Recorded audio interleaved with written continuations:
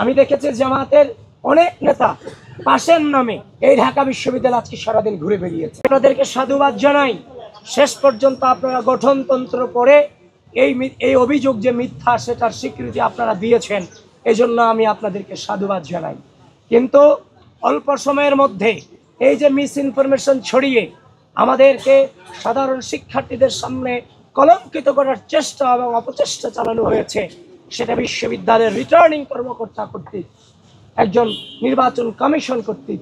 সুতরাং এটা কোনোভাবেই মেনে নেওয়া যায় না। এরা বারবার এদের ব্যর্থতার প্রমাণ দিয়ে গিয়েছে।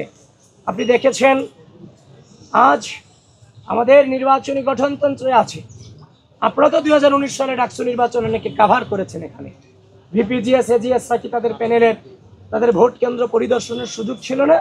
অবশ্যই ছিল। তাদের কি পরিচিতি কার্ড থেকে শুরু করে তাদের আলাদা একটা পরিচিতি ছিল না? সব ছিল। কিন্তু বিশ্ববিদ্যালয় প্রশাসন এসব আয়োজনের চরম ব্যর্থতার প্রমাণ দিয়েছে।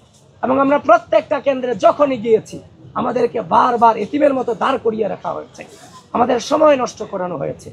শেষ পর্যন্ত দেখতে পেলাম রোকেয়া হলের একজন মেয়ে ভোট কেন্দ্র থেকে ভোট দিয়ে বেরিয়ে এসে আমাকে অভিযোগ করছে যে ভাই, যে ব্যালট পত্র আমাদেরকে দেওয়া হয়েছে সেখানে আগে থেকে সাদিককে এবং ফরহাদের নামে ক্রস চিহ্ন দেওয়া রাখা হয়েছে। সেটা শুধুমাত্র রোকেয়া হলে ঘটে নাই, সেই ঘটনা অমর একুশে হলেও ঘটেছে। অমর একুশে হলের যে ভোট কেন্দ্র সেখানেও ঘটেছে।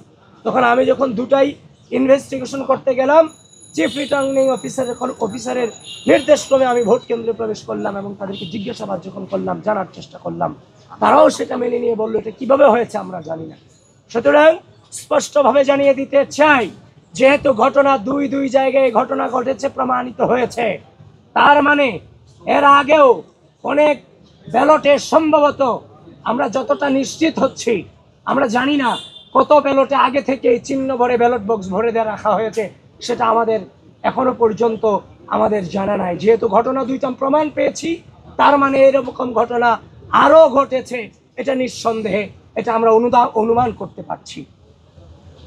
তো এখন কথা হচ্ছে, একদিকে এটা করে বেড়ালেন, নির্বাচনী কারচুপি করলেন, এখন নির্বাচনী কারচুপি করার পরে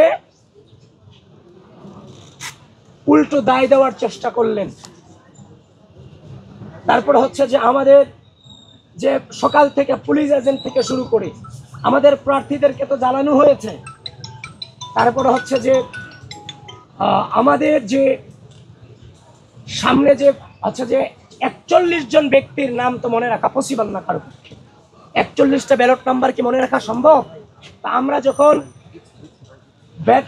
ভোট কেন্দ্রের 100 মিটার দূরত্ব থেকে যখন আমরা আমাদের যখন ব্যালট নম্বরগুলো দিচ্ছিলাম, এগুলো সকালে প্রত্যেকটা কেন্দ্রে কেন্দ্রে আমাদেরকে বাধা প্রদান করা হয়েছে, যেটা কোনোভাবেই মেনে নেওয়ার মতো নয়।